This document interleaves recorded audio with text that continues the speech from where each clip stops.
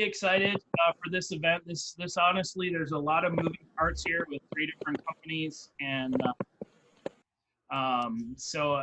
you know, we tried to pull this together. I talk a lot about identity in my job, you know, the whole space, and I think that's what we're trying to do, is to get people to think a little bit beyond, you know, multi-factor, or a little bit beyond identity, or a little bit beyond data governance. And so we pulled, you know, Stealthbits and Saviynt and Thycotic together, and we've really asked them to create a story for us. And we thought the best way of doing that would be to have a roundtable discussion. There's going to be some polling questions that you can answer on your phone, some other things that they're going to do.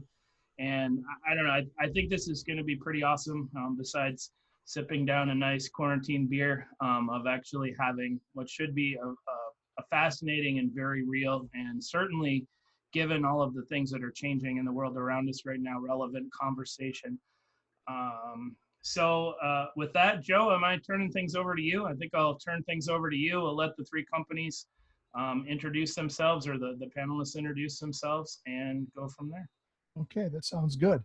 Yeah, and also I put in the polling questions I put in the side of the chat to everyone if they can get to that. It's also going to be on a screen coming up here. So thank you for letting us talk to you guys today. Can everybody see the screen okay? I'm assuming yes. You can hear everybody okay? Yep, coming in clear. Yep, and thank you, Western Michigan members of CSA. I know that you guys have done a lot of work, both with the CSA, locally, with healthcare and first responders. I've been on a number of the calls over the past 3 months. I'm just still trying to figure out how I've been sitting at home in this attic for the last 90 some days. And actually trying to get outside seems a little bit awkward. Yeah. So I guess real quick, Joe, to that point, I do want to talk on air, and certainly we can talk real quickly about the, you know, I think we should all be proud of you know, this organization, and that's all of us put together, because without everyone attending these events and doing it, we're not going to get the money to do the things we've done. We are going to be making, again, a pretty sizable donation to Kids Food Basket today, and I think that's going to put us up there somewhere in the $27,000 mark in term. Higher than that? Well, Aaron's the money guy. So we are pushing $30,000 in donations that we've done. There you go. There you go. So between the frontline workers, the food pantries, Kids Food Basket, the local school districts that we've supported, those of us that on the board that have put these events together, without everybody attending them, there's nothing here, right? So this was a lot of effort and time and commitment on everyone's part, and we are certainly grateful not only to all of our sponsors, but to everybody that's joined these meetings. You know, continue to spread the word, because as long as we can keep having these sorts of things, we can keep doing what we're doing for the community. And I think that's, you know, is super critical, as honestly, we're all pretty blessed in a time where a lot of people are really struggling. Yeah, just to echo on that, like, it's the reason why we can attract awesome sponsors is because of attendance and the involvement in the community. So just even, you know, like we've already have over 60 people today, just if everybody keeps coming, everybody keeps contributing, then it's a snowball effect. We can still get sponsors, because we just had a meeting, you know, with a couple sponsors coming up this, you know, this fall, and they're like, well, okay, well, how active are your people? And the fact that Matt says we went through how many beer? We only have 40 left. So how many people? I think they're in your refrigerator, so count them. Well, I still have to give out a couple, so I don't get to drink all of them. But just, you know, the people that took time out of their lunch to come down and say hi and to pick up the glasses and everything else. So as long, you know, as we can continue to put bodies in seats and have community members involved, we can keep doing stuff like this. So, all right, it's 10 after, so I'll shut up. Go for it, Joe. Okay. Yeah, so today, I think Matt set the table pretty well for understanding. When we started this off, we probably started before all the COVID lockdowns started. But really in the last 90 days, you've really seen a bigger shift of going to the cloud, being cloud ready, dealing with remote workers. And as dust is starting to settle, we're starting to see more, what are we doing around data access management? What are we doing with application governance? What are we doing with access reviews? And really wanted to open that up. There's three of us that kind of represent three different companies. But really wanted to open up to everybody to say find out what their challenges are, and also how we're trying to address most of those issues. We see them individually inside of our organizations. We're pretty remote already, being at Saviynt, but this has really driven operations and just how we work to just different directions for us.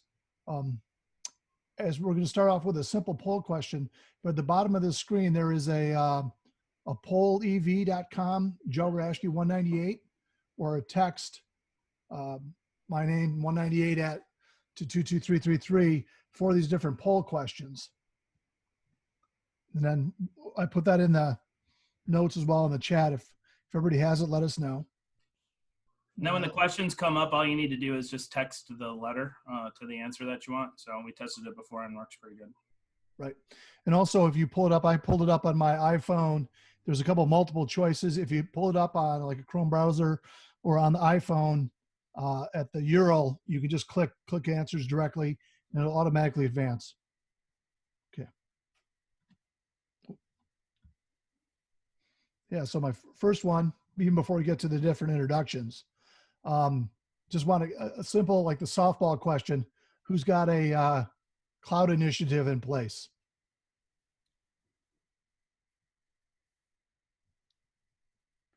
No. Is it formal? Is it indirect? Do we want to, I guess, Matt, do we want to have people unmute themselves for when they want to speak to that one? And you're muted now. Let me start by unmuting myself. Yeah, I mean, if anybody wants to chime in, obviously this is an open forum, so feel free to unmute yourself and chime in. I mean, I can kick it off with just the stuff, I mean, generic on some of the stuff we're doing at a major healthcare organization. Obviously, you know, especially on the insurance side, as well as the virtual healthcare side, we've even in Lloyd knows this, we've seen a pivot even from 3 months ago. So like some of the stats that we put out on the slide deck from the Hack Human podcast last week, just, you know, technologies that didn't exist, you know, not technologies, but I mean, things we weren't using before, chat bots, employee screening surveys, you know, increase in virtual visits, provider onboarding, you know, several of these areas are items that didn't exist in our system. And then we had to quickly work to get those cloud components, right? Like the employee survey tool being a cloud component, the chat bot being, you know, kind of like a hybrid of Azure and stuff like that. So just even in the last, 90 days, how much things have changed. Okay. Yeah. Yep. So it's interesting that I see, and we'll introduce everybody now. But like 64% said yes. We got 24%, and I think there's a cap of about 30 people voting. So there's like indirectly we do. That's one of the big questions that I always see is everybody says we've got a policy or we've got a procedure. What does it actually mean?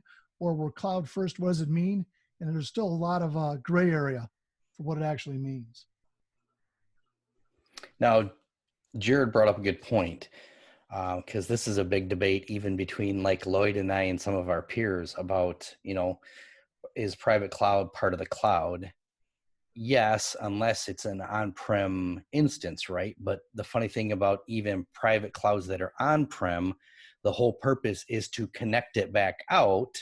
And then like Lloyd and I talking with different peers, even if you have a VPC on-prem, you still have to, it's still the same vulnerabilities. It's the still same, functionality. It's just that VPC is on-prem instead of, say, AWS or Azure. So I would say yes, and I think Trevor also agreed with on that one. Lloyd, you've been knee deep in this. What are your thoughts on that? No, I think I just echo what you're saying. You're it's kind of what we talked about, and it's I think it's more hybrid is where things will land up. But yeah, I think you got it. Yep. So today we have three of us on this quote unquote panel, but like we said, Lloyd and everybody just really try to chime in when you can't come off of mute. I'm Joe Raschke. I'm a solution strategist for Saviynt, Identity Governance Administration software company out of Los Angeles. Prior to being on the dark side, I was a CISO role at a major manufacturer here in Chicago, where I live. And before that, I was at a consulting firm over the last 10 or 15 years doing a lot of global compliance, regulatory auditing, and setting up programs for a lot of manufacturing and legal and healthcare companies over the last 25, 30 years. So it's really kind of this centralized, decentralized model. And it seems like it's a pendulum. It swings both directions, but it never ever gets to one end or the other. And by the time it almost gets to being decentralized, somebody starts centralizing something. So in my background, it's really kind of an interesting world.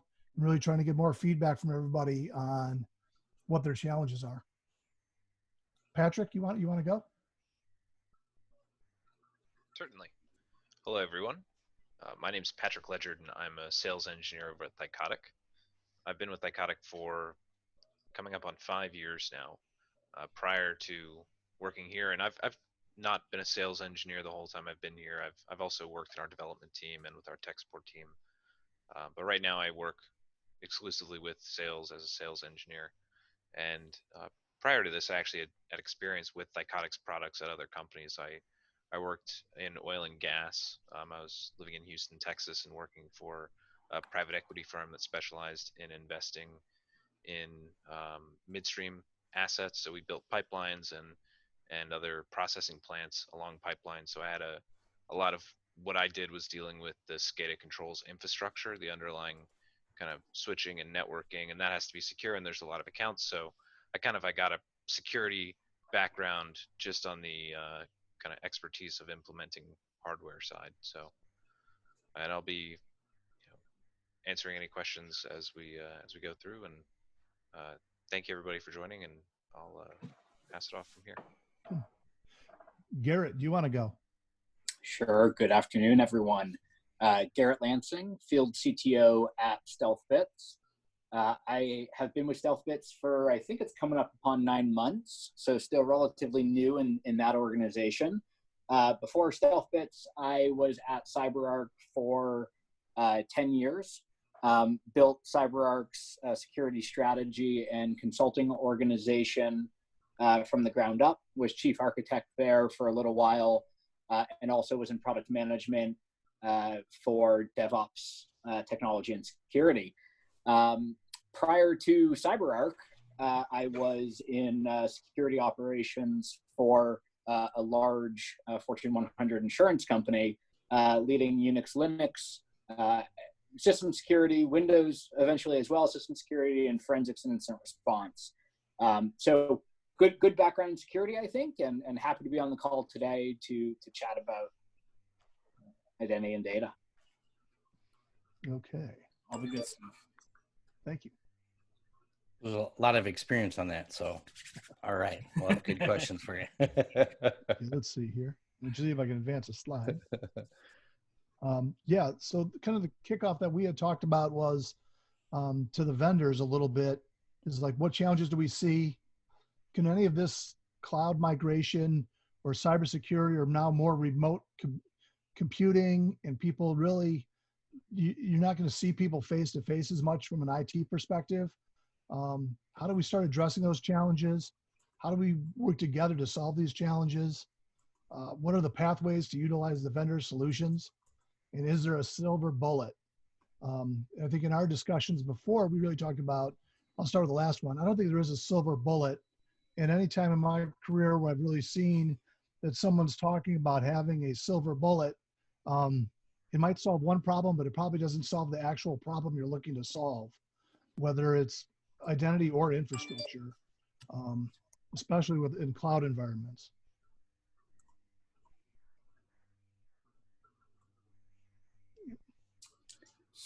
What other challenges would you say, Garrett or Patrick? Yeah, well, I would agree with you. I mean, anyone who comes and tells me there's a silver bullet I'm going to think is selling me snake oil. And I think that's Some part of honesty from vendors. I like this. This will already be a decent So a good meeting. start, yeah. Yeah, I have never when I was in security operations, once on the other side of the fence dealing with vendors, and obviously now that I have been one for some time, I've never in my life wanted to say, we're going to solve security for you. And I think that's, a good way to be laughed out of a room, particularly with audiences like these. And not that I would even say that to my parents. But I think that, they're part of the challenge, and particularly I think around, cloud, I'll call it even adopting DevOps culture itself, is really the need to work with multiple vendors and getting those vendors to play nicely together, right? And I think part of that is, the ways that we deploy applications have become so much more numerous that it's taken a lot more people with niche focus to be able to secure them and do that well. But if you're an organization adopting kind of more platform agnostic approaches, then you're finding yourself having to deal with vendors who target just the one platform for one application or another platform for another application. And how do you, I think the challenge I see in a lot of ways is how do you step back and establish security governance across all of those platforms on all of those vendors?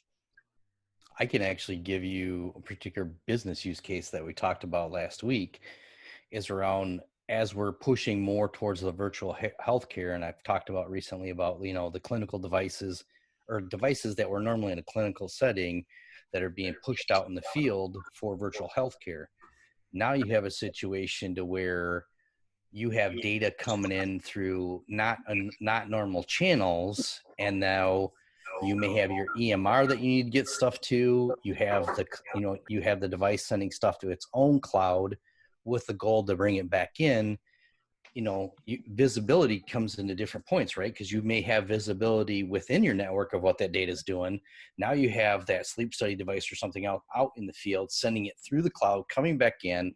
How are you going to get visibility on that? Because because there is no magical all-in-one, the silver bullet all-in-one solution, it's really not solvable by one vendor. So it goes into the third bullet point where you start to identify how to address those challenges. What are the different identity data points? I mean, does each of those IoT devices have its own identity? Do you have like the patient itself identity? We've recently talked about, does data have an identity? How mind blowing is that? Like this particular piece of data, because it's going to be going through all these channels, do we make this data have its own identity so we can follow it through its whole way? So there's some business use cases for you. Yeah. I think we've seen a big challenge with that with these three specific vendors. We have inevitably, when we are trying to work with our partners in both Stealthbits and Thycotic are partners of ours from a government standpoint. And I think in every engagement we work together, you just have to be able to help the customer and say, are you focused on the customer's needs more than you're focused on your own specific goals from a sales perspective? I think luckily today we have three people that are aligned to sales, but aren't salespeople. So going on that fourth bullet point, then, how can we work together to solve these challenges?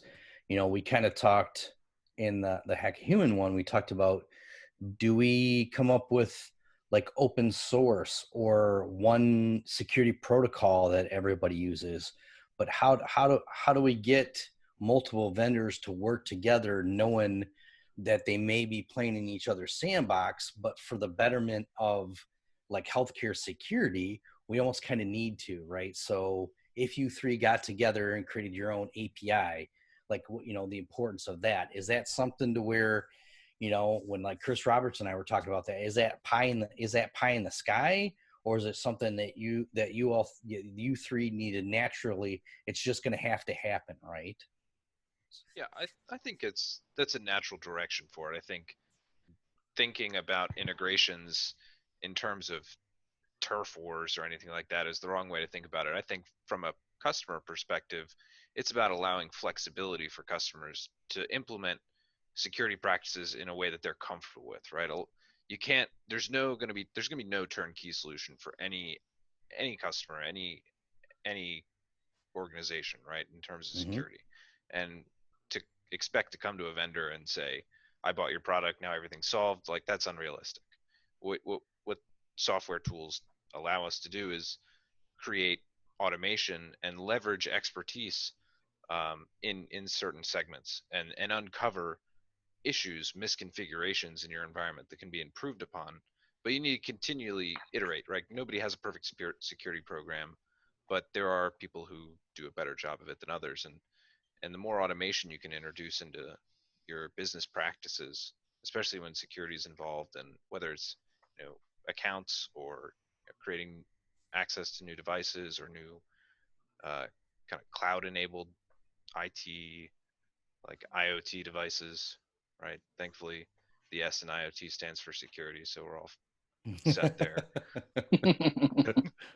And then I'll kick that question out to everybody else that's on this webinar is really, what have you guys found? How have we worked together to help you solve problems? When has it been problematic? When has it worked? And real quick, I'll chime in just a short sentence. I also think this is the role of open standards, right? This is something I would say I'd credit a vendor like Yubico doing a lot of really great work to define FIDO2 and WebAuthn and all of that. And I think it's on the vendors to realize that open standards are a key part of interoperability and how we work together. That's partly the challenge also in security, as we don't have a singular standards body. See my recent hires, see my talent pools, my job, my dashboards. I just like a lot of information at my fingertips at all times. I agree. A lot of information.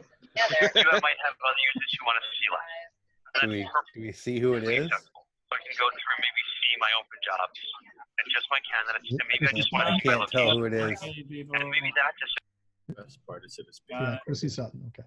There we go. Okay. That Zoom meeting. That was interesting. 2015. Come on, folks. Stay muted. So for the open standards and the governing body, I mean, maybe that is part of it. Is it something to where, you know, I mean, there's collaboration between Microsoft and Apple, right? So why can't we have something to where, like, you know, getting major, you know, security vendor players in place to talk about, like, this should be the standard for this type of API or something like that. Do you think that that's going to have to be driven from the government side, or is it something that, you know, we have a lot of great businesses on this webinar today? Is it something to where you just think like a major player like a healthcare industry or an insurance industry is going to have to lean on vendors to make that happen? So can it be private pressure, or you think it ultimately is going to need government intervention? I think it's an interesting question. I don't know if I have the answer to it, but I think whether it is you know, a government agency or a quasi-government agency, you know, I think there's been a lot of value in the world and in technology to having organizations like the IEEE. We don't have something equivalent for security really on the whole. We have bits and pieces, right? We can look at NIST, we can look at, you know, some of the stuff coming out of the DoD for that, but like ultimately there is no real regulatory body over either vendors or security. Not necessarily that I want to advocate that, but I think it's a question where it's one I ponder every now and then. But I think open standards definitely take consumers, right? They need to be, you know, industry drivers for these things to happen. But I think part of the question is in security is what kinds of open standards do we need? And one of, I think, the greatest gaps I'm gonna write that we one have down. Yeah. No, I mean, it's a good question, right? Yeah. And what you know, what kinds of things do we need? And I don't know if we need standards, you know, to define this product space specifically, API needs to be compliant here, Or is it that what we ultimately need to do as a security industry is be able to communicate context across products better and in open ways? And that's a really challenging standard to think about. But I think one of the things I constantly see as Stealthbits and have seen throughout my life in security is security would so much more richer if we had easier ways to share the context that one security solution provides with another. Right? If you could plug in Stealthbits sensitive data discovery and all of a sudden have CrowdStrike understand that a piece of malware it found, just starting on this system is of a greater severity to you because there's sensitive data on that system, there's so much more value there. And I think that's part of this game in security of approaching it as integrations and approaching it as now every security vendor has to go and invest resources on developing integrations with CrowdStrike or whomever next. Whereas if we were to think as an industry on information sharing is the key to our success in defending ourselves from attackers, then perhaps that's the one standard we need. Yeah, because you could actually argue the business value in that, right? Because everything's about money, all right? So the vendors, to your point, the vendor's going to have to invest more time and money in development, and they may or may not want to do that. But let's pull up a situation, and I'm gonna key on Patrick's past here because I just had a conversation this week about SCADA and some of the IoT and how we're gonna, in the healthcare industry, we got to think a little bit differently. What if some data from something that Patrick's seeing, and we're going to go back in time when he was working on pipeline stuff, and finds out that he's seeing these types of sensors get attacked, right? I mean, everybody knows about Stuxnet, but I mean, it was successful for a reason. And if you can duplicate that method, it's going to be continually used until it's not valuable anymore. So he sees something on the pipelines with those IoT those sensors, and he shares that information, then that information could possibly even help us in the healthcare business, right? What if it's a sensor that has a similar manufacturer or a certain type of new behavior? Then that information should be able to be pushed back out to us, and then to kind of like your point with, advancing. Notice I'm not saying AI, I'm saying machine learning, in those machine learning, then, with Joe, if it can help one of those other systems to trigger other, defensive depth procedures, maybe a new firewall, like, hey, we're temporarily blocking this port because we're seeing this until we can get, something going. So, to get to that automation. So do you think that I'm just being too pie in the sky, or do you think that that's something that eventually can be done? I think that's 100% possible. I think the technology has been around to do that for a long time, as a matter of fact. I think really one of the biggest issues, because with any technology security company, what you're trying to do is adopt user change, right? And that's really hard in large corporations. You talk about getting capital for things and having a really large industry to carry the initiative to drive those technology items that are available into kind of really standardized practices. That's, you still have companies running Lotus Notes. You still have Active Directory as the security backend for countless organizations, right? And I came across NT4 last week for anyone that cares. Hey, Garrett, I got one. I had 3 machines a couple years ago. They're on DOS 3.0. And in the manufacturing and industrial controls aspects, right, our key concern is downtime. We're talking, everything is measured in dollars in terms of production and the hours that we're operating. So downtime, they usually end up throwing people at the problem more than they throw technology, just because it's an older industry. And you see their security mindset is like physical security. They were more concerned about the security cameras than their privileged accounts, right? So changing the mindset, I think there could be some regulatory capabilities, and I think it's coming. I think, especially you see some of the stuff that's going on with the electrical grid.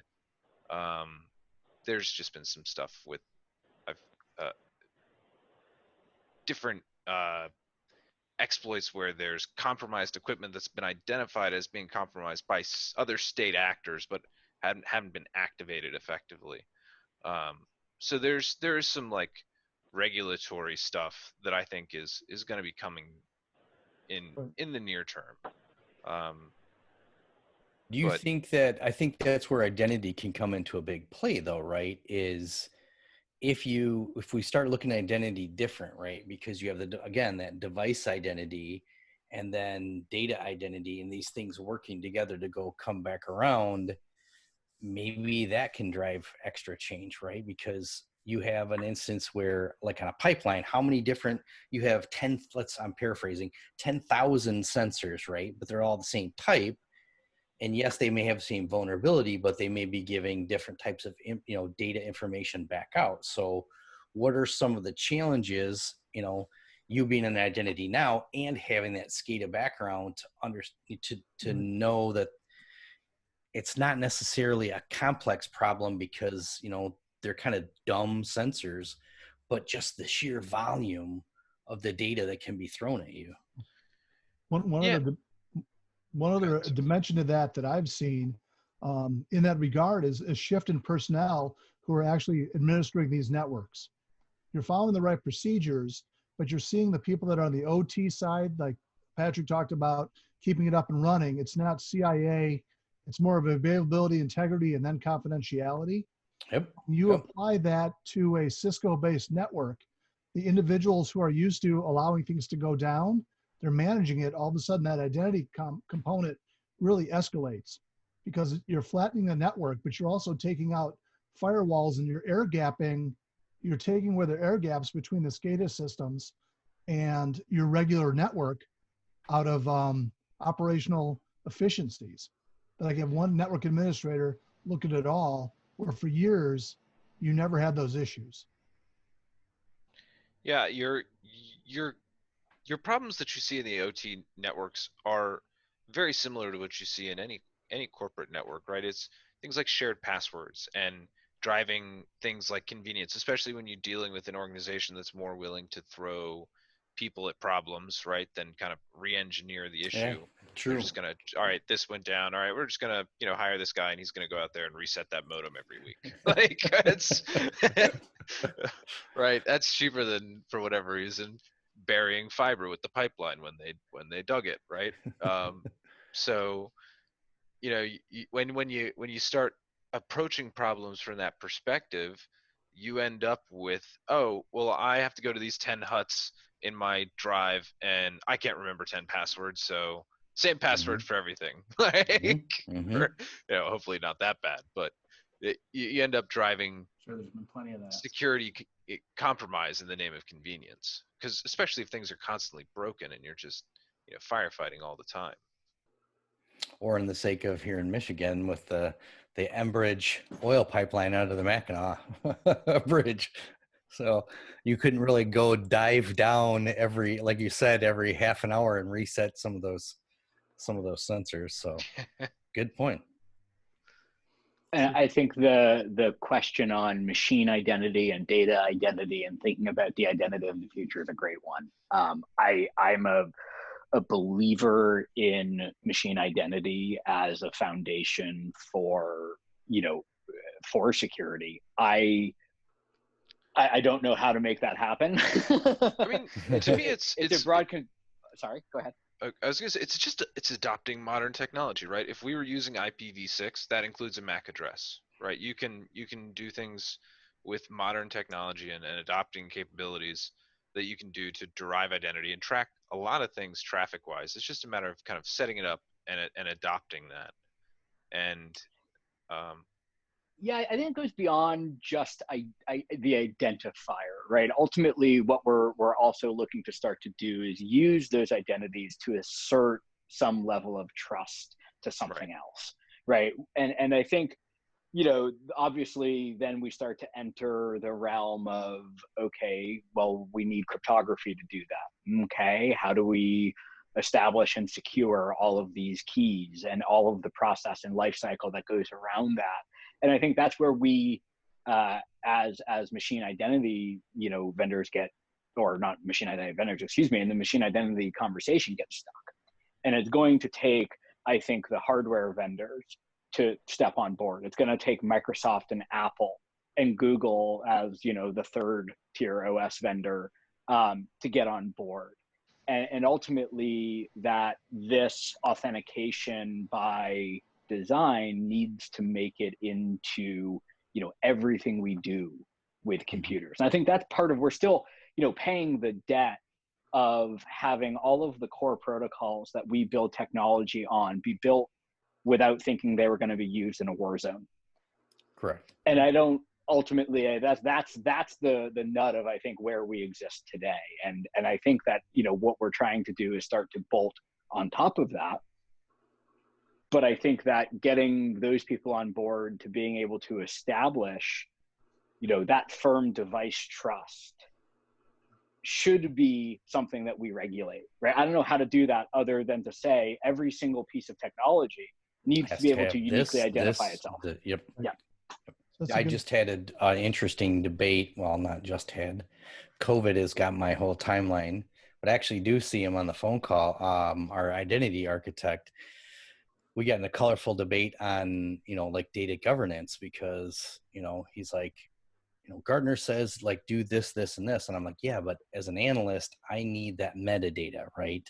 So we have, you know, we're ingesting all this information and it's coming into all the, you know, a giant data lake, and how do we know who's getting what and all this other stuff? And I'm like, we saw that with metadata.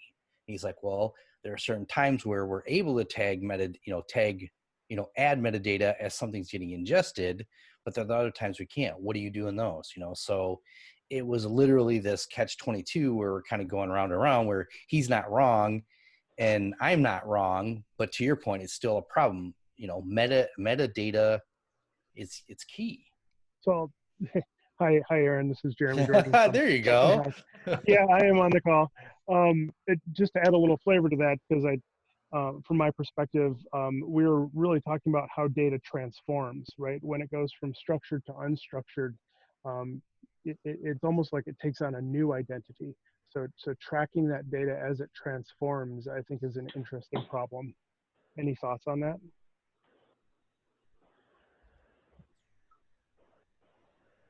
I was hoping somebody'd give us a silver bullet to that one. Come on, Joe. You don't want to.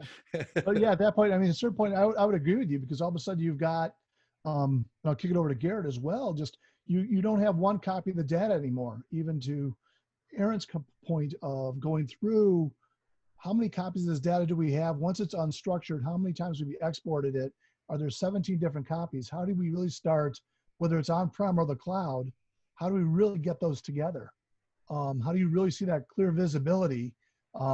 Inevitably, we see data leakage. We're seeing people have just multiple copies of it. Or somebody finally says, geez, how is IT out there to be the savior? I always have an extra copy of it forever, even though you're not supposed to. That from an auditing perspective, when I ask somebody, do you have a copy of this data from 8 years ago or 10 years ago? And they go, yes. I'm like, no, the answer is no. Like, what if somebody asked me about it? I'm like, I'll give you not supposed to have it, don't have it. I'll give you a really interesting example of where we started to encounter this is when we were evaluating Azure Synapse, and taking data, running it through the Azure Data Factory, exporting it into their data lake, munging it in Databricks, exporting it into a SQL database or a data warehouse, and then making sense of that using Tableau or some other type of data visualization tool. Securing that data and ensuring that the right people have access to that data and the wrong people don't have access to that data gets very interesting. Yes. Yeah, I mean, I think it's a huge problem.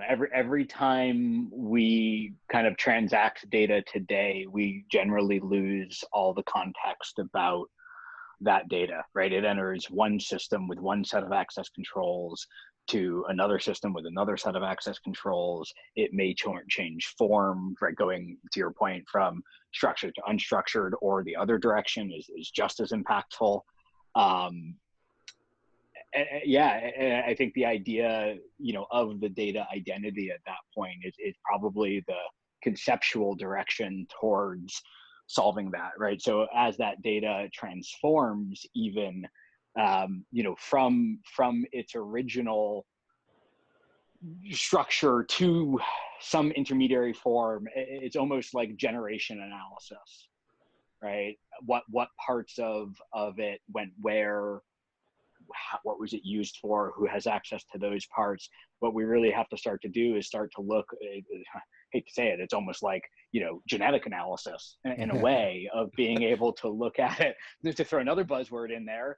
But like it ultimately is starting to be able to look at I think each step in that sequence and be able to understand all the way back to the original data and what happened to it. And that's just, no one has the capabilities for that today, but I don't know how to solve. Yeah.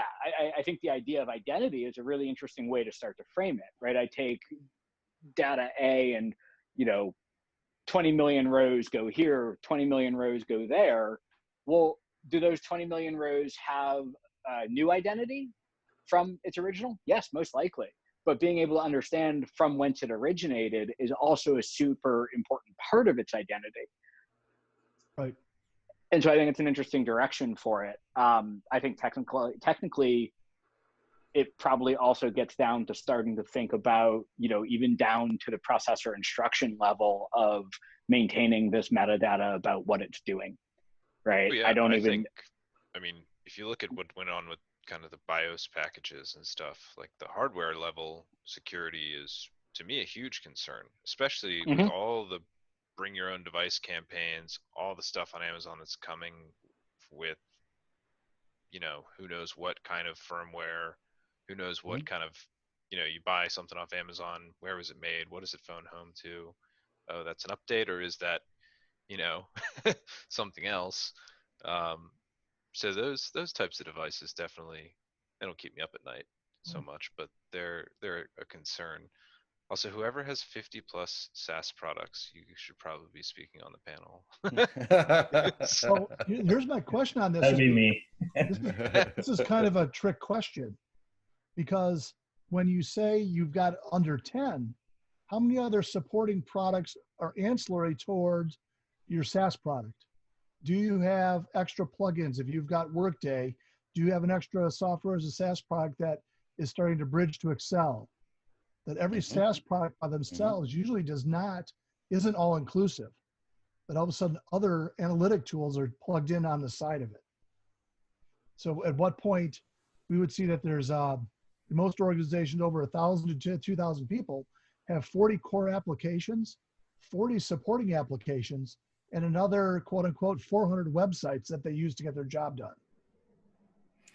Do you think then, and this is going to be weird because I'm not really a Facebook fanboy, but they do have, their SSO. Google has it now. Apple's starting to get in the game.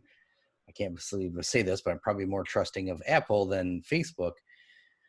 Do you think that another way to solve the problem is forcing more and more identity into one spot, so that if you want to fingerprint something, it would be easier to do it if it was just three vendors? I'm paraphrasing. I'm waving a magic wand. All SSO's gone. It has to come through this channel, this channel, this channel. Would it be easier for your systems to help with identity if you knew where it was originating from? It would vary. In the case of like 50 apps, right? Right. At that point, it depends on how you're doing your authentication versus your authorization. Yeah, for me, it's risk mitigation is my main concern. At least it has been from my requirements for my jobs that I've had, right? And that's the privileged accounts, right? So I'm more concerned about tracking who's using accounts that have the rights to change things. The read access to stuff, that's another side that I've not really dealt with. I know there's kind of other technology stacks that can delve into that kind of user access, but kind of tracking of where you have rights to change things and just knowing, who is making changes to core and critical infrastructure on the organization. Sometimes that's a question mark, right? There's not a lot of logging. There's not a lot of ticketing. So putting processes around that stuff, and I think that goes a long way into securing those types of devices. Right. I think the identity provider equation is definitely a huge question. I mean, I think we're seeing improvements in that now that we even have something called an identity provider is far better than where we were even 10 years ago. True. I will say it's true. We're getting I will say spoiled. I had a very long and drunk conversation with friends about whether or not the federal Department of Identity Management should exist. I think because I ultimately agree with the question of should a single identity provider exist for people? What is the value of it? But what are the risks of it as well, right? There's massive privacy concerns attached to that. Someone steals your social security number. Someone steals your government ID 2020 number. I don't know. That gets a little.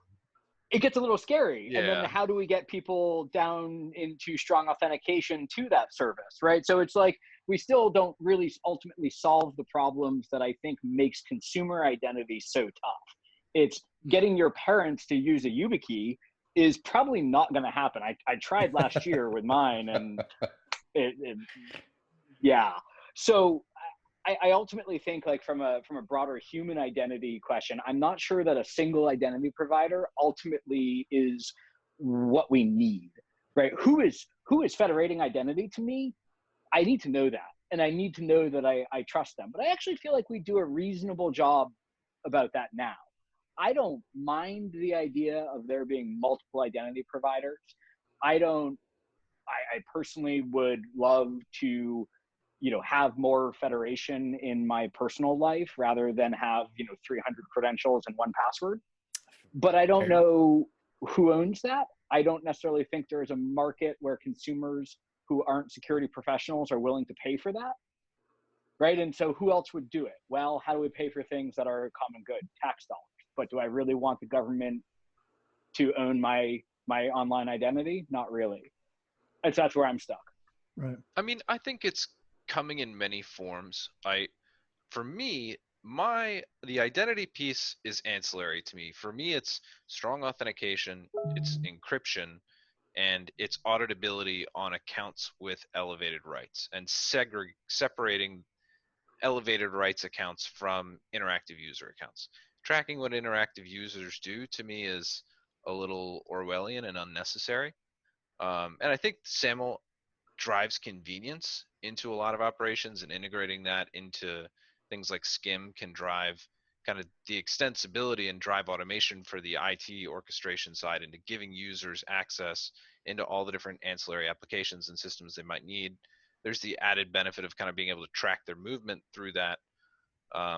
For me, I think that's more of a convenience factor. The security factor is really on the elevated accounts that exist across all your systems and enforcing strong authentication of especially your administrators, but also pushing that down to the users in a way that's convenient enough to where they'll not kind of go around it.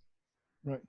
Which this will trip your mind a little bit. So another thing that was discussed, if we're getting into, identity and authentication, and then you have the body area network, some of the stuff Chris talked about, or Gartner, they called it body IoT or something. I'd have to look at my notes, but they have another catchphrase too, is now what if I could tell you, besides your thumbprint, now we get to multiple things. Like I have to be physically here in Michigan and do something with biometrics then to prove, so that you're having your multi-factor is multi-factor. Does that make sense?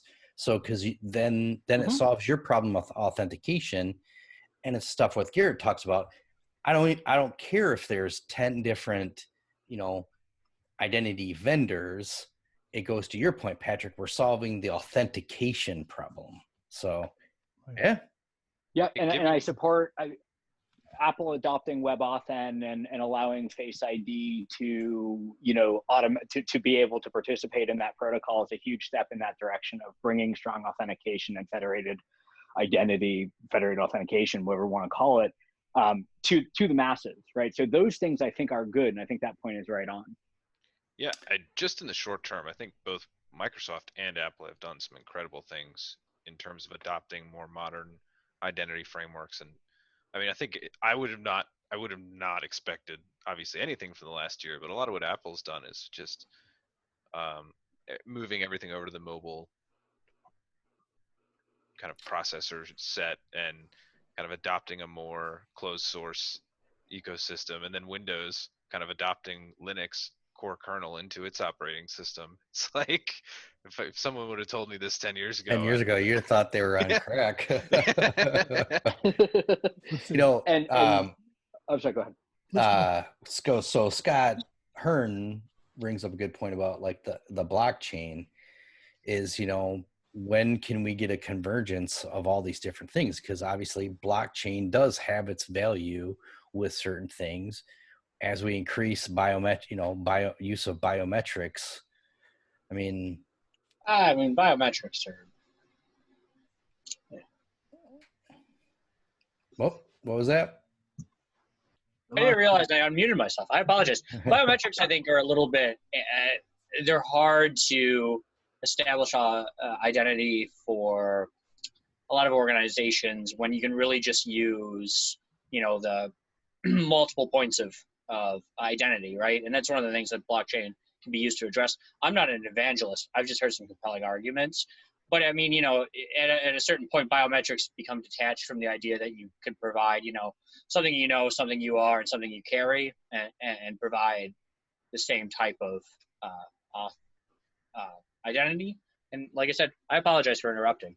No, you're fine. No, it's not an interruption. Great Yeah. addition to While we're doing this latest poll, Phil, you have a question. Well, you have your hand up. Does that mean you have a question? Yeah, no, I wanted to ask, we've kind of touched around the edges on it in the discussion, but I'd like to hear you guys talk a little more about when SAML and single sign-on and all this kind of stuff starts to fall on its face. Like where are solutions like one login that are trying to be the authentication thing for everyone? When is that not good enough, or where does it fall down in relation to security in your minds? Good question. Yeah, I guess I'll start. I think from an end user perspective, from a traditional business practice, SAML provides a great framework for kind of front loading access control automation into IT's hands in ways that they can automate and scale up. And I think it allows user access into applications across the whole environment very seamlessly. I think where you start to run into issues is with service providers, like managed service providers or development teams that are kind of working within multiple applications and trying to assert multiple identities into different applications. That's where a kind of flexible user authentication is far more convenient from a kind of interacting with that application perspective. But from like a business user in a large organization, I think SAML streamlines 99% of a lot of the issues that IT companies run into when giving enterprise applications to users that have a web front end. Can you expand on that second use case a little bit? I was trying to understand that second part where you said about the multiple identities. So if you have, let's say you're a managed service provider and you've got 12 customers and you work from one workstation, you want to, you have to access their different systems that are all single sign-on enabled, right? You'd need to have, instead of some type of shared privileged account with access into those environments and a trusted work zone, you'd need to assert a single sign-on identity that's, you'd need to maintain a different single sign-on user identity for each different environment. It's just the complexity in terms of giving that access to different technicians. If you're handing it off, overnight or something, and you've got, all right, I've got an SSO into this Azure environment, and I got a two-factor on my phone. How do I get the tech who's on the overnight shift to be able to use this same account to access that same thing? Whereas, if I had a traditional just username password, I have some type of encrypted repository that I maintain internally to my service provider organization. I can say, here's that encrypted asset. It's got the username, password, and the OTP the Google Auth pin or something stored in that as well. So situations like that. So I think SAML provides a really good opportunities. Like it is convenience, like you said earlier, but then additionally you can, provision users on the fly, and as users get deactivated centrally, they immediately lose access. So there's some security advantages on the back end as well. If they're mature enough to adapt, oh sorry. No, please go ahead. If there's maturity enough in customer organizations and within like a service provider organization to adapt automation to have basically kind of dev security operations where I'm this user and I sign into this application and I run some checkout ServiceNow process where it generates a ticket and I get access to a temporarily generated privileged account, or my account gets temporarily given access privileged rights into this system, and it's just a single sign-on token that works into all the different systems that I'm in charge of managing. Yeah, that would be ideal from a security perspective, but I think the setup of that Yeah, and you made a good example of that with the skim. If you add skim into that, it definitely adds some more value to it. So yeah, we're seeing a trend on people that are trying to really do more identity governance just along those lines.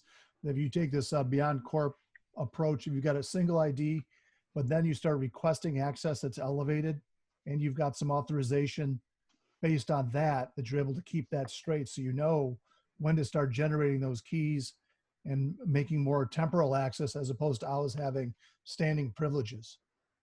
Yeah, I think from the privilege side, I want to answer the original question on SAML as well. But I think on the privilege equation, one of the things I would say about that is I think the utopia on identity in general is that everyone only has a single identity, right? And I think the federation technologies like OAuth, OpenID Connect is a part of that, OAuth 2 rather, and SAML are really important to enable us to kind of step towards that identity utopia. I think the privilege side of the house is super important. Obviously, I spent 10 years at CyberArk. I totally think that's important. But I agree that the standing privilege conversation is key, right? The challenge that we have in privilege access management and privilege identity, privilege account management, whatever we want to call it, today is that there are identities whose administrative privileges exist all the time. And that's not an acceptable security condition to be in. And so we need to untangle that, right? And start to think about, Very good point. And so, yeah, so that on the privilege side. Now, on the OAuth, I think my challenge with OAuth, with SAML, OAuth 2, all of them, is that ultimately they're still centralized authority. And so if I go and I compromise the secret that SAML is using to sign assertions, I now can arbitrarily issue any assertion that I want, right? It's the equivalent of KRBTGT. So same thing if I go to, sorry? I think that's a great point. Sorry, go ahead. No worries. Sorry, I just was steamrolling on. Yeah, but I do want to jump in at the kind of compromising. Right, you've got your master encryption key, and then compromise that. You compromise everything that user has access to, right? Which is why you need to divide the different authorities that you have, the different privileged accounts, and have intermediate keys for those that are utilized and exposed, right? Those are the only things that you need, if you look at it from a crypto perspective, a cold vault, right? And your master encryption key should never leave that cold vault. And when it comes to exposing your use of privilege, you need intermediate keys that you can utilize that get rotated after use. And then what gets really cool is you can then start tracking use of these intermediate keys, right? We want to do away with plain text password authentication. That should be, just from an administrative standpoint, gone. We should do all key-based auth, all single sign-on or some type of certificate of authenticated authorization for access. And then you can start to track that use through analytics, and you can start to build standards of user behavior. And then when people deviate from that, you can have more friction on the authentication. You have to pass two-factor, you have to get approval from your director, this and that, but you do it all the time. Doesn't even bother you with, a password or anything, or acceptance. You glide right in. So lots of fascinating future I mean, that we're talking a lot of future stuff here. So when we look at all the stuff that people are using right now, right, which we can see is really scattered across the board. If a company, let's say there's an organization out there that is in their infancy in terms of identity and data management right now, what would, you know, the three sponsors that are out there, you know, where do people start? What are some, you know, like, what can they do tomorrow? What can they do next week, next year, kind of thing?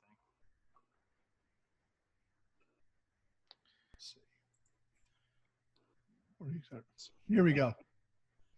Concerns. Where do they start? It depends what's really critical. I'll put this slide here related to like crown jewels or data. When do you really need to start looking at it? This is going to drive it. Is it going to be crown jewels based? Are you looking at your data? Are you looking at privileged accounts? Where are you on that cloud?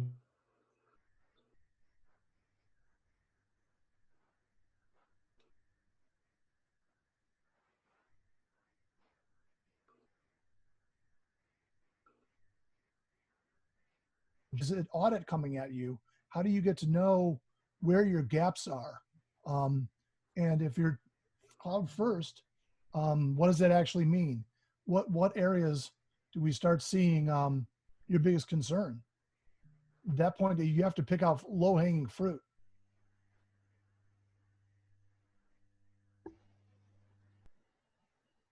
There's some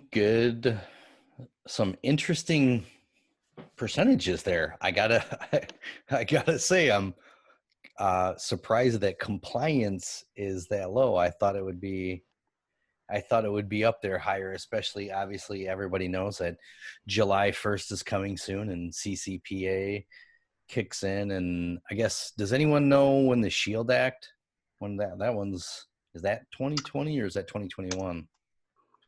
So the New York one. Off the top of my head, I want to say October, but I think that's wrong. Okay. Soon, put it that way. Compliance was first out of the gate. I mean, if we were in Europe, nothing really has quite the teeth that GDPR does over here. So Right. True. Compliance is only as good as its ability to be enforced. Right. So along those lines, no, go ahead, Gary. Oh no, please. I was going to say, so along those lines then, kind of like one of the curveball in, Matt, we're doing good. We have the virtual tours at the bottom of the hour, right? Yeah, we got some time. Okay, good. Because another monkey wrench in, and why I was kind of leading my question around like data identity and stuff, is now the Department of HHS having the download your data regulations coming out. So very, very soon, and the healthcare systems are going to have to be able to make it so I, as patient Z, can download all of my information. And then, you know, the original Obamacare Act was like, take it with you, right? Now this is like a step further. I want to be able to download that data and then take it with me, rather than have to worry about like Epic or others share information.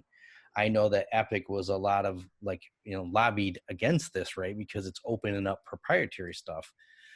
But, you know, that's another way that I think identity comes into play, because how, like JG talked about with that data lake situation, how do I know that I have all the data that's related to me if it's been transformed, it's being used for research or other cases? So, well, yeah, on that side, I mean, there's the other aspect of like Google was able to work as a partner, take on a contract with a healthcare company that they front ended, and now they've got, you know, the largest database that they're analyzing of all healthcare records that exists, right? Yeah, I forgot about that one.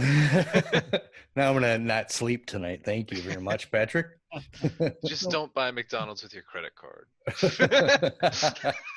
So Matt, a question I want to know, of the 6% that said none of the above, what are their concerns? What's in category E? Yeah, whoever answered in category E, feel free to chime in or put it in the text or somewhere as well if you don't want to talk. So, and again, I'll go back to, you know, for folks that are looking at governance issues or compliance issues right now, what can be done right now, right? And we, you know, how do people get started in doing some of this stuff? If you guys want to talk about like the here and now, as well. Yeah, good segue. Yeah, the one I admire with governance and compliance has always been when you talk with the auditors, you don't want to be in a situation where you just say, I don't know. You could say, here's a gap that we found and when we're going to address it. Because if you could say, here's a gap and when we're going to address it, they can all of a sudden that finding is a lot lower. It's when they look at it and they go, you only give us the accounts that you want us to look at. We found more AWS administrators than you say you're tracking, or domain administrators across the board on premise. And so you just don't want to say, I don't know. And also start looking at automation like we talked about. Spend that money up front. Get in front of governance. Make sure that you're able to take actions on it. At the manufacturing firm that I was at with 600 sub companies in 967 locations, the amount of people that switched jobs was nonstop. So it was nonstop rubber stamping. Who's got access rights? Did you take away the access rights they used to have? Yep. Yep. But if you happens every time, always without fail. Always. Yeah. Every time. Or you start seeing that we start working on another start is you take away people's rights when they leave, but you keep having compliance problems because you never stop over provisioning up front. And somebody goes, every 6 months they clean up rights, but it's usually because it's so far in arrears that they never get to the point where they can optimize the process and say, up front, if you don't need access to it, don't give it to them. I really think companies need to worry about deprovisioning before they worry about provisioning. I think it's more important and a better approach. Well, do you think deprovisioning is more important? Well, I think that when like automation products come in, like SailPoint and other things like that, then I really like the approach of taking deprovisioning on first. You know. Are you saying that because it helps? Taking on deprovisioning first would help make for a more efficient baseline. Is that what you're thinking? Like if you just had to audit, more secure environment, and then adding access is easy, but the challenge of deprovisioning and removing that access and having immediate terminations and all those things, just taking care of those first makes it a lot easier. Right. Yeah, I think having clear procedures, documentation on those procedures goes a long way. I think automating those procedures to the extent that you can is, I mean, with the tools that exist now, there's really no excuse for doing stuff manually anymore. And the more you automate something, the less room for human error exists.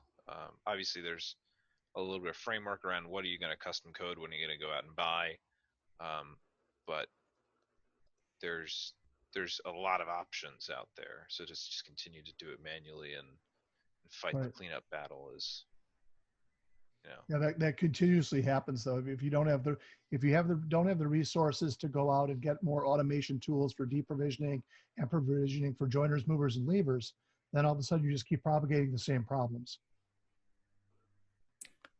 That's true. Do you think that, I mean, we kind of lovingly joked about the GDPR having more teeth, but we know stateside we kind of tend to think differently.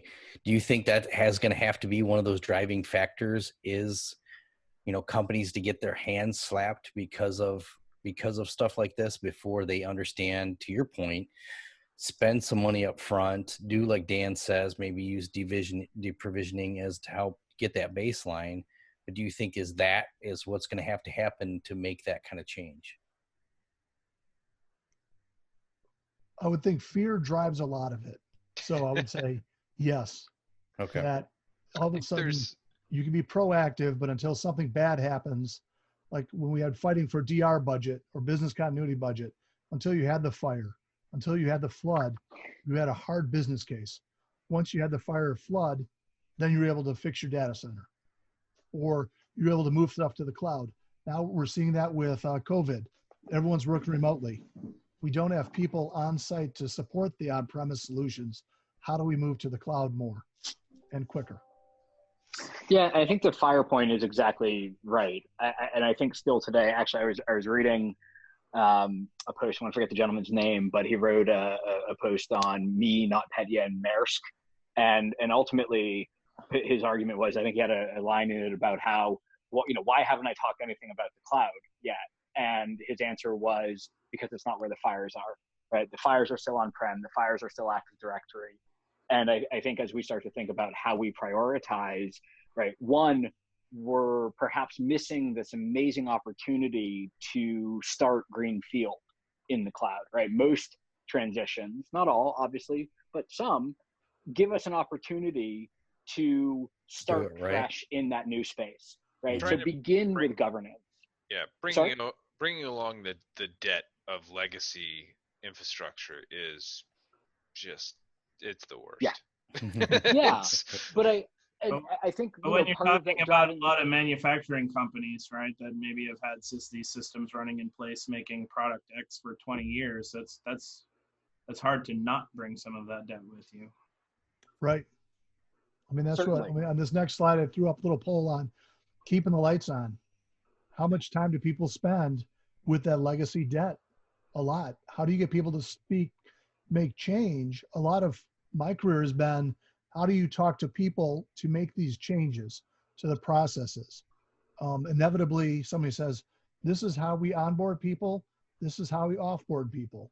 And you're like, well, can we streamline this? And they said, yes, as long as we mimic exactly what we did before, we can make changes. So Joe, let me pose a question then. Is you were in a CISO role before? There's other managers and leaders on the call as well. We talk about the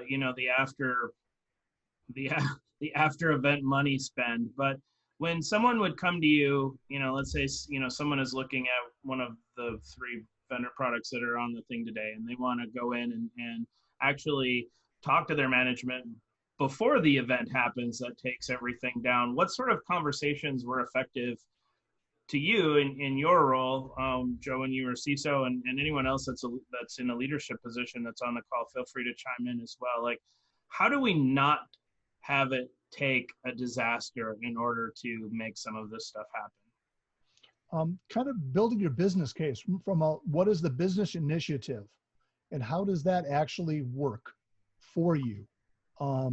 Has always been more of my key. That's one item of really saying, if we're going to get increased sales, what do I need to support that? How do I make sure that my operational cost is not linear? How do you look at those business drivers up front? If you just go in with, I've got tool A and tool B, and one is 10% cheaper, it's not necessarily going to work. So it kind of is tricky along those lines. Yeah. What you do inside of the companies, how are you aligning to your business, helps out. Build that business case. Ask, why are we doing this?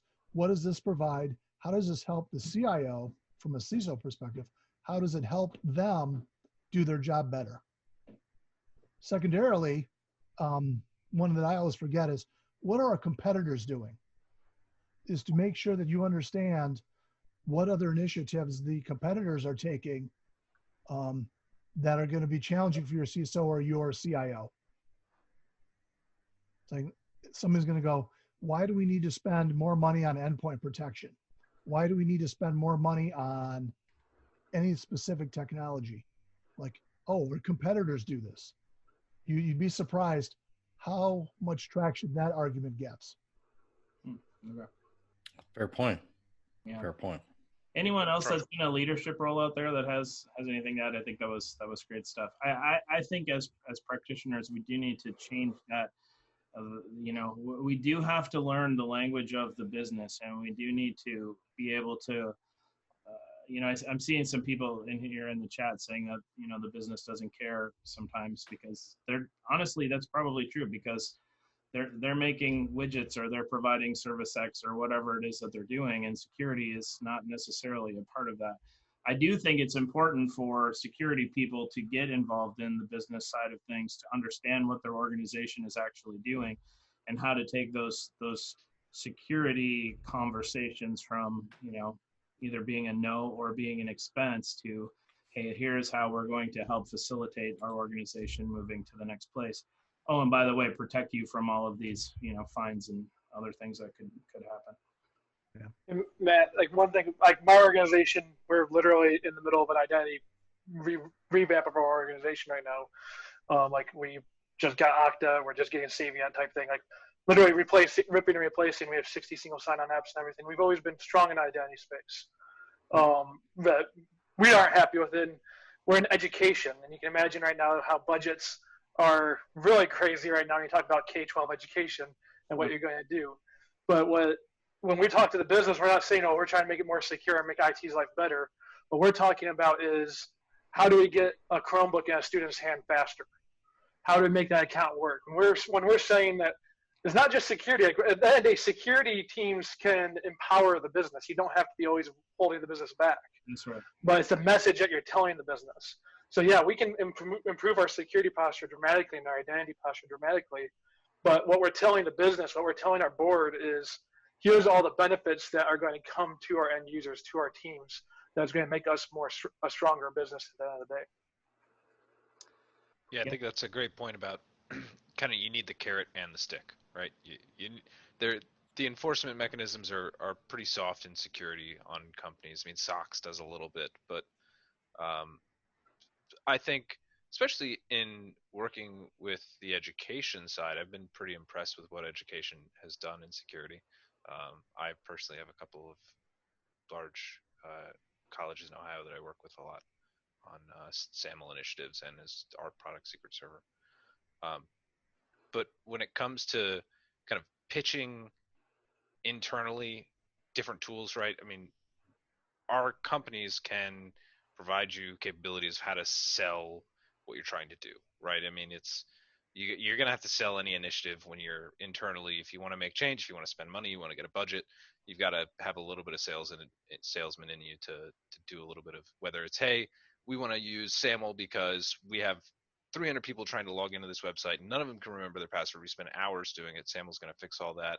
Oh, by the way, it's also going to allow us the security framework to be able to keep track of all of our accounts that we're giving out to people across our different single sign-on tools and centralize authority and identity, right? But you might not sell the CEO on the security benefits of it. You're going to sell him on the fact that, hey, this is going to fix this downtime issue, and it's going to maybe have some money implications of it as well.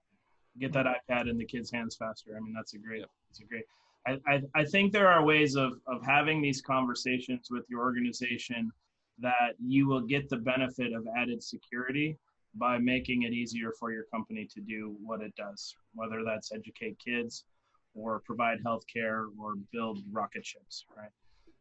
So we got about 5 minutes or so left here before we're going to hand things over to the Brewery Vivant guys. So I want to give each of the sponsors today just, we talk about this and not another demo all the time. It's always my first question. Why should someone spend time with you? We're all super busy, so I'd like, each of the three sponsors take like 2 minutes. Why should someone after this call get in contact with you and spend an hour learning about your product? So if each of you want to jump on that, would be great. Let's go first. We cut Garrett off last time. Garrett, you get to go first. Oh,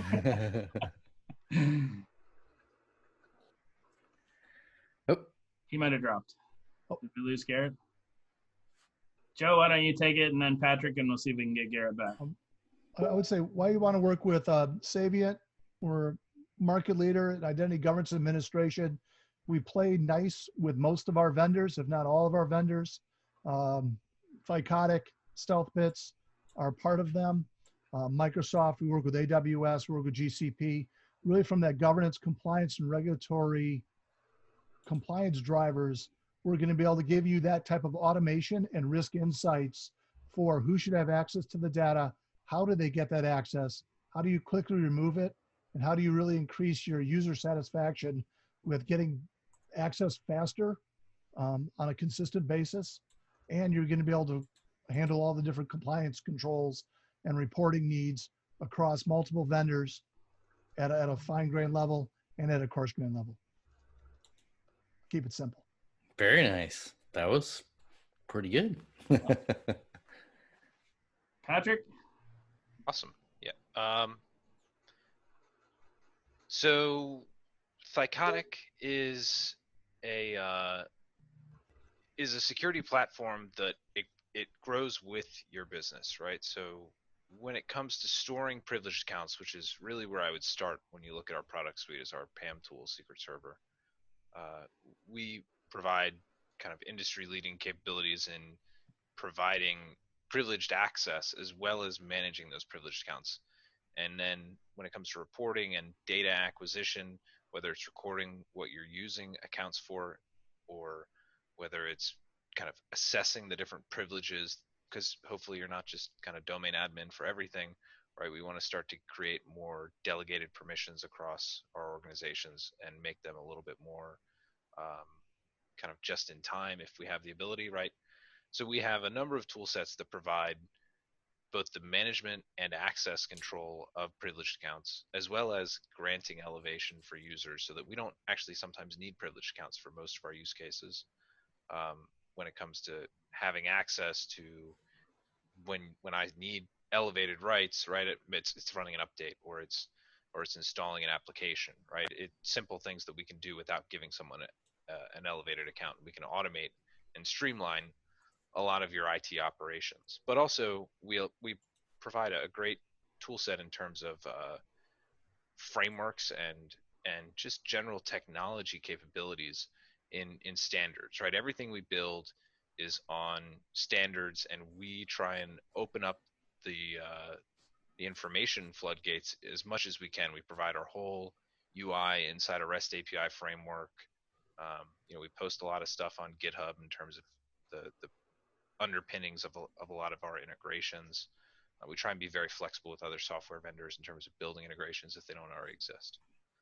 So we'd be delighted to have you reach out to us. Thank you. All right. Good timing. Yeah. Did we get Garrett? Did he get back, or Australia out there by chance? Gives Stealthbits a Hey, I'm here. I'm sorry. I had a little bit of a dog emergency and had to step away. So, not a problem. Not a problem. Working from home life, right? Oh, yeah. Yes, we know it all well. So I think I understood we were doing like a 1 minute who we got are. What 3 we do. minutes. We'll give you 3 minutes. All right. Well, I'll try and do it in one, so people can crack those beers sooner than that. So Stealthbits, I think one of the few companies out there that, or not few companies out there. Wow, what am I saying to myself right now? Excuse me. We're ultimately a company that I think really prioritizes looking at the transformation that most of you guys are going through, right? We think the hybrid enterprise is going to stick around for a while, and we're really invested in not just data access governance, right? I think ultimately our reputation in the market is predominantly about what we do around data access governance, sensitive data discovery, but we also take this idea that protecting that sensitive data and controlling access to it must also be predicated upon the security of the solutions doing that. Most commonly today, that's going to be Active Directory. And so we're heavily invested also in Active Directory security through change monitoring and blocking, through threat detection, but as well as then kind of this new generation of privileged access management around the elimination of standing privilege in your environment. So going from this privilege account management concept down to just-in-time privilege, where that identity is going to be created for you, privileges granted, then destroyed. And applying that both to on-prem as well as cloud environments as well. That's who we are in a minute. I like it. So I think, as you can see, I mean, we rolled through an hour and a half of talking about identity really quickly. This is obviously a huge conversation, one that we'll certainly revisit as an organization. I think it's a huge project, right, as well. So I think the conversation is worthy of the scale of the project. So I just want to say, as we kind of wrap up this part and hand things over to Brooks over at Vivant, a huge thank you to Stealthbits and Saviynt and Thycotic for putting this together. This was originally intended to be our first back in-person event, but unfortunately, weren't able to make that happen, but hopefully everyone enjoyed. Those of us that came down were able to get them, or enjoyed the beer and the or drinking out of the pint glass. So again, want to say a huge thank you to the sponsors for today. And there will be, like I said, we had some expenses obviously with the beer and the pint glasses, but with the contributions from the sponsors, we are going to again, and actually a couple of donations from some members as well that came in this week. I'll leave one nameless, but a huge thank you again to a certain person. And we're going to make a pretty sizable, probably another $1,000 donation to Kids Food Baskets. So continuing to support that organization moving forward as well. All right, let's do virtual. Anything? No, just support those that support us. We love supporting the community. We do a lot of great work, as Matt mentioned, with Kids Food Basket, Brewery Vivant. We've got the WimCat downtown here in Grand Rapids. So please support local, and appreciate all the support and being here for us. Absolutely. All right. So with that, should I turn recording off? I don't know. What do you think? No, keep that on. We want to. Will this be the big? I want to go back in time and look. So, So with that, Brooks, I'm going to pass it over to you and let you introduce yourself and tell us about Brewery Vivant. Great. First things first, thanks so much, guys, for coming out. And Matt, working with you and Lloyd through the process of getting the beer. Everyone say hi to Jacob real quick, our brewmaster. Trying to sneak out of here after a long day. I thought I was trying to sneak out of here.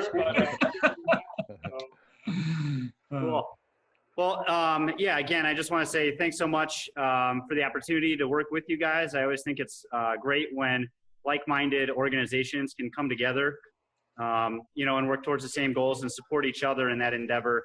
So to hear that you guys are, community focused and working with Kids Food Basket and raising money for all these good causes like WimCat, really that aligns super well with what we do. And we're, this is Jason, our owner.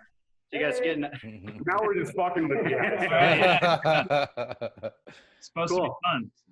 Yeah, absolutely. So, again, really pleased that you guys were able to come through and get the 4-packs of the quarantine beer. I think that was a really cool idea. And I'm glad that we were able to come together to collaborate on that project. So part of this is, me giving a tour here of the brewery, a virtual tour. So normally I give these in person, although I gotta be honest, it's been a little while since we haven't really had people coming through the restaurant up until about a week ago. So, and again, this is my first virtual tour, so I'm going to do my best to use technology here on my own and show you guys a little bit around our brewery and how we make the beer. And then I can talk just a little bit about the company as well.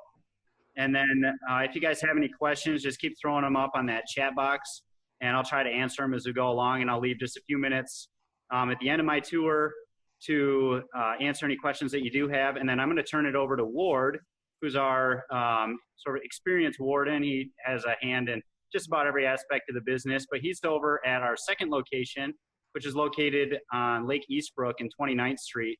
That's Broadleaf Brewery that we opened just about, I think it was about last August that we started really selling beer and food out of there. And then, obviously the shutdown turned it around, but we've got that place back open as well. And we do most of our barrel aging and distribution out of that spot.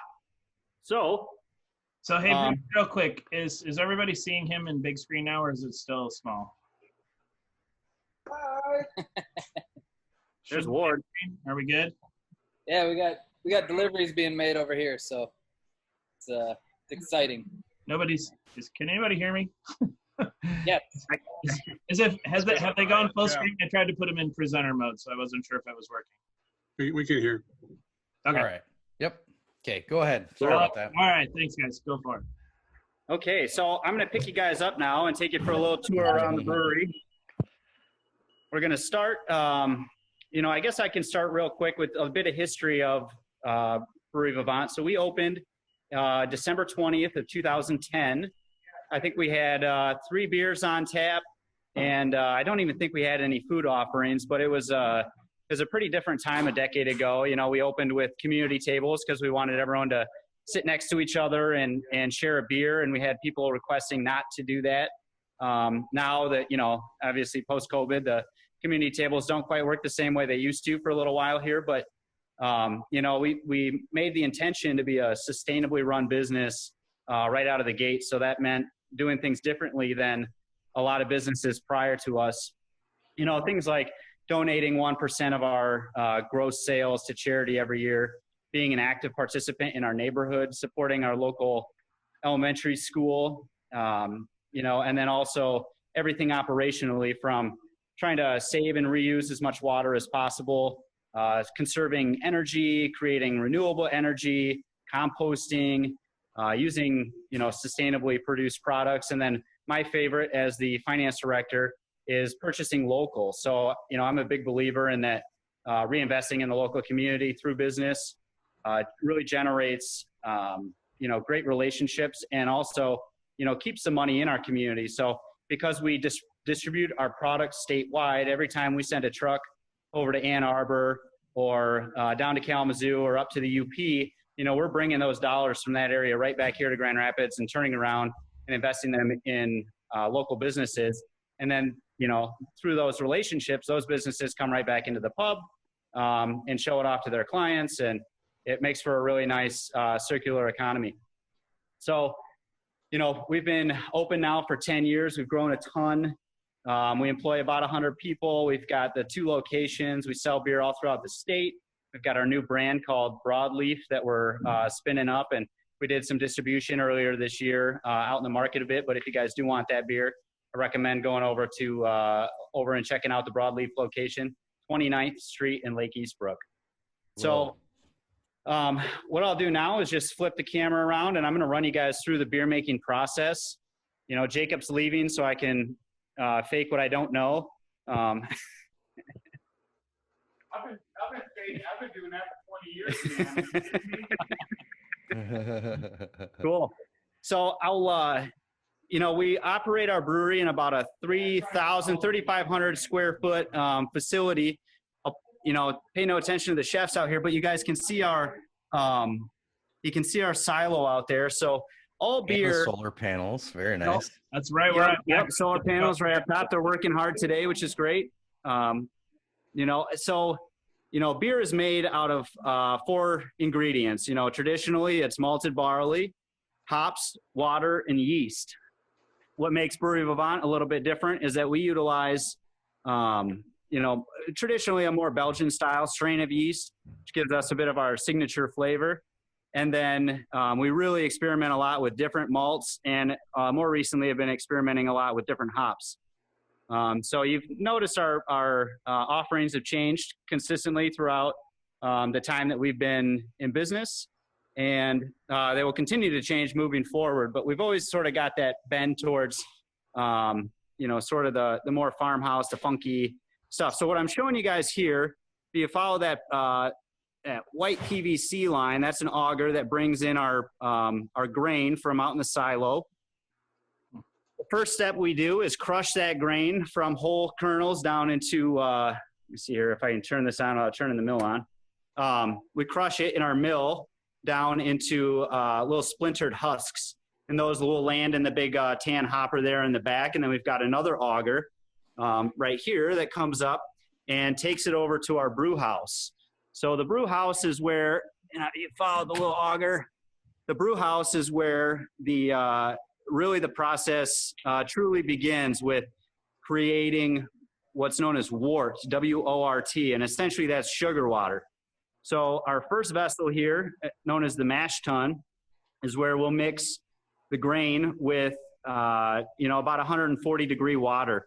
That water activates various enzymes that are existing on the grain husks, and they break down the complex sugars of the grain kernel into more simple sugars that are water soluble and are smaller in length that our yeast is able to consume. So once we run everything through the mash tun, we pump it over into our boil kettle. So the kettle is where we're gonna cook that sugar water, sterilize it, and then also add in our bittering agent, which most people know are hops. And from there, we get a real nice balanced product that still no alcohol in it, just sugar water with hops. But we can flip that over at that point into the whirlpool. And this is where we use centrifugal force and slowly spin the liquid so that it drops out any sediment, like any grain husks that got through or any hop sludge. That all falls to the center. Thanks for the duck nachos. Those are a lot of fun. So, you know, the whirlpool will drop out any sediment. So we have essentially, you know, pretty clean beer coming, or pretty clean wort coming through at that point. We run it through what's known as our heat exchanger. I talked to you guys a little bit about, you know, our efforts on saving water. So when you make beer, really all we're doing is heating and cooling liquid over and over. So this is, this whole side is known as the hot side. So what we do at this point is we run through the heat exchanger. We will run the hot, you know, it's about 210 degree wort. We run it through the heat exchanger, which has a series of plates. So we got hot beer, hot wort running through one side, and you got cold city water running through the other. We have a great transfer of energy. We take that now hot water and recapture it into our hot liquor tank, which is a big 2,000 gallon tank down there that we use to sanitize equipment, and then also use it to sparge the mash, you know, get that hot water into the mash originally. So once we run, and you have to bear with me here as I step over lines and stuff. So once we run the wort through the brew house, it ends up in our cellar. So to back things up real quick, every time we turn the brew house, we get about 40 kegs. It's a 20-barrel brew house. A barrel of beer is 2 kegs, equals 31 gallons. So in our cellar here, you can see these are some pretty good sized tanks. They are 60 barrels each, and we have to turn the brew house 3 times to fill one of these tanks. It takes us about 8 hours to turn the brew house once, 12 hours to do it twice because we don't have to clean it in between. So typically when we fill one of our 60-barrel tanks, we'll do the process over the course of 2 days with a single brew on day 1 and a double brew on day 2. So before we pump the wort into the fermenter, we fill it up, fill the cone up with a bunch of yeast. And then as the wort sort of comes up through the bottom of the tank, it mixes with the yeast and gets us a real nice slurry that will start fermenting almost immediately. So, you know, the cellar process, you know, it takes just a day to make the wort. It takes typically about 3 weeks to get a beer through our cellar. So the first 2 weeks we allow it to ferment, and then the second or in the third week we'll start turning the tank down and getting the liquid cold, getting it ready for filtration, and eventually into packaging. So when we ferment beer or alcohol, you know, there's a couple things that happen. We're creating, obviously we're creating alcohol, we're creating heat, and we're also creating CO2. Where'd he go? Oh. Uh-oh. He was doing phenomenal too. I got a little off the Wi-Fi. Yeah, I bet the cylinders blocked his. Yeah. I bet so. Cool. There we go. So, okay. All right, so we've got, you know, so we use a lot of energy to keep the tanks cool as the beer's fermenting. You know, we'll have beers that get up over 100 degrees. So we have to keep the temperature controlled so that we get the correct flavors out of the yeast that we want. You know, when you ferment yeast at high temperatures, it can add a lot more what are known as phenols and esters. Those are the clove, the banana, the bubblegum flavors that you might get. You know, a lot colder is more of a lager. So we have the ability to ferment with temperature control. The other component that besides alcohol, Brooks, real quick, are you able to reuse that CO2? So this is what I'm showing you guys right now.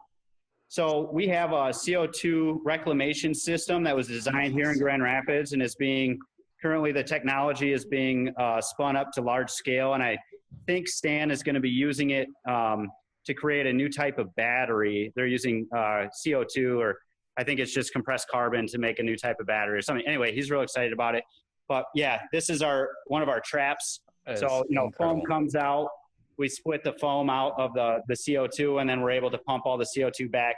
And I'll do a quick walk over to the reclamation system where we have a compressor and reservoir.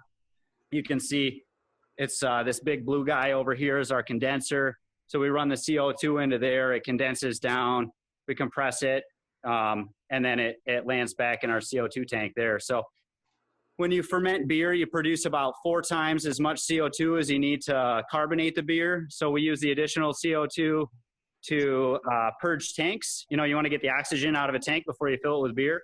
And that's really this next step here.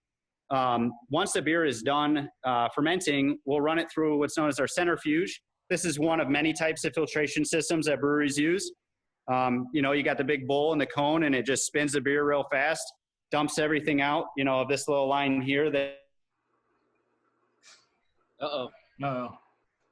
Just so you know, most breweries do not have a centrifuge. Is a solid. We have the ability to.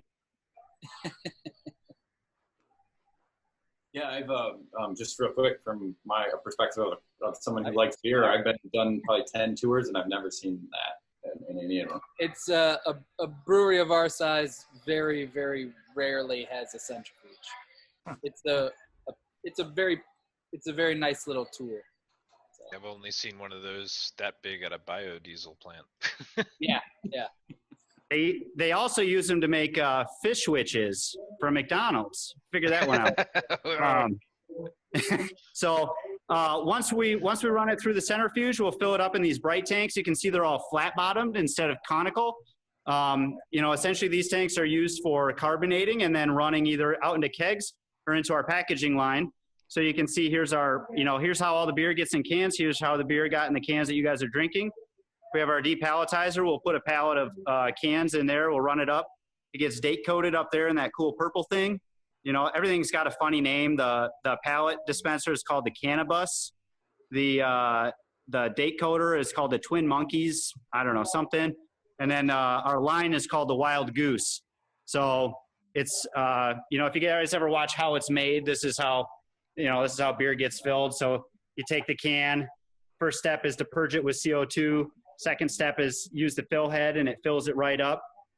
Next step, the can comes down and grabs we don't have any, here's the toppers, but comes down to the top and then it runs into the seamer, which is just, uses 2 chucks and a key and gets the double seam on the top of the lid. And then the beer comes down here, gets cleaned off, runs through the labeler. That's how we got your labels on. And then over here into package and then ends up, you know, palletized. And then we ship it over to Broadleaf, which is where I'm going to send you guys now over to Ward. Thank you, Brooks. That was awesome. Thanks, Brooks. That was great. Cool. Yeah. If you guys have any questions, let me know. There he is. He had to go get a refill. Sorry, I was supposed to drop some of our cups off, and I didn't, so that's my apologies. You should be drinking that out of a way cooler cup. Yeah, I know. I'm pretty nice. I mean, it's my background is screwing it up, but we are proudly displaying the Brewery Vivant logo on our cups. We appreciate that. Can you guys hear me? Yep. Yeah. Is it me now? Are we officially you. me now? Hi, my name is Ward. I'm the creative director at Broadleaf and Vivant, as well as doing other weird stuff. Yeah, Broadleaf, that's where I'm at. This is our second tap room. Very, very different than Vivant, almost 180 degrees difference. We're doing really, truly American progressive craft beer here. There's nothing even remotely old school or traditional about what we do, other than that we'll do some lagers now and then. So yeah, this is the extent of the brew house here. So obviously way smaller. We're doing little 3-barrel batches of stuff that is generally more hop forward. And then we're just saying, well, fuck it, let's do what we want to do and get weird. So over here, just playing around with a lot of sour stuff, a lot of weird, basically Vivant's, like Brooks alluded to, Vivant is all about kind of taking a traditional Belgian style beer and recreating that in Michigan. So when we do fruited sours there, we use Michigan fruit. We use stuff that you would see around here, local ingredients. Broadleaf is just basically like, let's find weird stuff and put it in beer. So we've done everything from cascara to really weird kind of Asian pu'er teas, and you know, most recently done like some weird fruits like soursop and rambutan and lulo, and so it's just a different take on brewing as a whole. And the kitchen, which I'll run up to in a little bit, is really indicative of that as well. You know, Vivant's kitchen is it's a very large space, as you can see. Can you guys still hear me? Yeah. If you got questions, just shout them out. So yeah, do you guys what's that? Do you guys source a lot of your? Do you guys source different types of barley and different types of hops? The grains, everything. Yep. We find whatever kind of weird stuff we want to make, and we make it. And we're able to do that because a lot of the times we're dealing in such a small batch that we can literally run to Siciliano's and find what kind of grains we need, and you know, buy things that just slightly larger than what a home brewer would be using. Do you guys do your own malting? No. We don't have the capacity for that. Malting requires a lot of space because you've got to have the ability to dry and kiln a bunch of grain. So we don't do any of our own malting, but we work with some smaller, I'm disappearing, smaller maltsters. Go ahead. I live right by Siciliano's. If you ever want to drop by some tasters or anything. Yeah, tell me where I'm going. So yeah, for instance, like this past week we just brewed a raw IPA with some interesting hops, and raw IPA just means a no boil IPA, which historically in brewing would have been kind of suicidal because you're taking a lot of risks at off flavors. So it takes a certain type of yeast. Both here and at Vivant, we're working with some newer yeast strains that actually are old yeast strains, but it's kind of Nordic country farmhouse yeast called Kvike yeasts. Working with a few different varieties of those, and those do really weird stuff. They're super fast, they work super hot, and they don't give off really any sort of esters or phenols. So you can kind of build beers more around the actual flavors of the malt or the hops. And you can also just turn and burn small batches really fast, and that sort of nimbleness allows us to be way more experimental, because to be honest, we know if we screw up something, it only took us a week and we can start over, as opposed to a traditional beer, we're looking at 3, 4, 6 weeks. So yeah, we got a raw IPA coming out next week, and next week we're brewing an interesting low-cal IPA that we're doing with New Zealand hops and some monk fruit extract. So basically just playing around with different types of sugars, some of which will be more attenuative. So next week is when we need to come visit, is what you're saying? Yeah. Well, next week we got a big 4th of July party. We'll be doing grilling outside. I'll take you guys outside in a second. If you've never been out to Broadleaf, it's a cool spot, particularly now with COVID and you know, the completely understandable concern that everyone has. We are in a huge space with great ventilation, and we just got approved by the city of Kentwood for a 65-foot by 178-foot outside space. So it's just a massive amount of space out here. Your dog's welcome. Bring the family. Sit in the lawn. Bring a beach chair. Bring a pool. So yeah, it's a lot. There's a lot going on over here. It's fun. So next week, big 4th of July thing, launching a raw IPA, and then later in the month we'll launch this New Zealand low-cal IPA called Huru Huru, which means feather in Maori. So yeah, any questions? What do you guys want to know about? I'm gonna put my mask on just because I'm gonna go out to the public area, but I'll still be able to talk and hear you. I just won't be able to drink beer, sadly. No, that's almost perfect timing because we're almost out of time. So doing the last part of the tour is perfect. Yeah. Real quick, I'll just show you the space for people who haven't been out here, and then we'll say goodbye. And thanks for working with us on this. It was fun making the quarantine beer. And if you guys want to do another one, just let me know. Oh, we will. You don't have to worry about that. So this is the whole space. You can see it's pretty huge. Got our big shipping container kitchen there. Nice. Yes, we need a CSA IPA, I think. Yeah, do it. So this is our little, this is our shipping container kitchen. So all the food here is real street food inspired. So it's kind of this weird mashup of South American, Southeast Asian. Yeah, so that's fun. And then this is the new outdoor space. So lots of room. We got a big tent up. All this. We got dogs. How you guys doing? So, hey, we had one question come in about, is the food different at the two locations, or is it a similar menu at the two locations? The food at Broadleaf is very different. It's street food style. So mainly what we do here is like skewers, and basically Vivant's cuisine is based around butter and fat. It's old school French cooking. It's the cooking that my grandma did. So it's fat and butter. And over here it's more based on spices and vegetables. It's hotter, it's spicier. So it's just completely. Oh, I'm there. I'm so there. I feel like our next board meeting should probably be there, Brett. Just let us I don't know. Butter and fat is more my language. But. Yeah, that's true. Don't get me wrong. We still have a great cheeseburger over here. And we still do fries because we think that fries are just the best thing you can have with beer. Yes. Period. So yeah, that's the spot.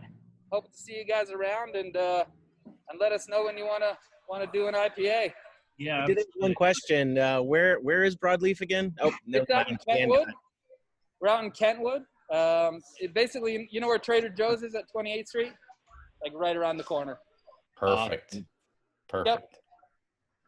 So yeah. Awesome. Yeah. Well, hey, we really appreciate it. This was super cool. So gave us a great insight into where our quarantine beer was made, and yeah, very cool. We'll definitely be in touch. You guys have been dubbed our official beer of the Cloud Security Alliance. So awesome. all of our events moving forward will definitely have some of you guys stuff. So